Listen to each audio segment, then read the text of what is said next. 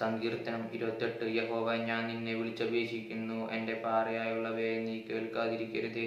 നീ മിണ്ടാതിരുന്നിട്ട് ഞാൻ കുഴിയിലിറങ്ങുന്നവരെ പോലെ ആകാതിരിപ്പാൻ തന്നെ.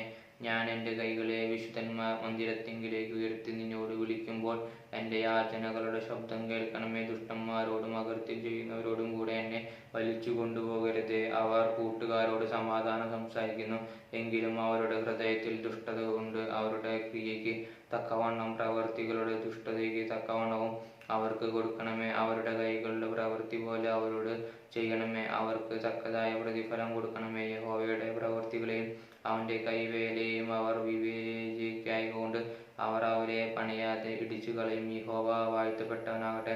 അവൻ എൻ്റെ യാചനയുടെ ശബ്ദം കേട്ടിരിക്കുന്നു. യഹോവ എൻ്റെ ബലവും എൻ്റെ പരിചയമാകുന്നു. എൻ്റെ ഹൃദയം അവങ്കൽ ആശ്രയിച്ച് എനിക്ക് സഹായവും ലഭിച്ചു. അതുകൊണ്ട് എൻ്റെ ഹൃദയം ഉല്ലസിക്കുന്നു.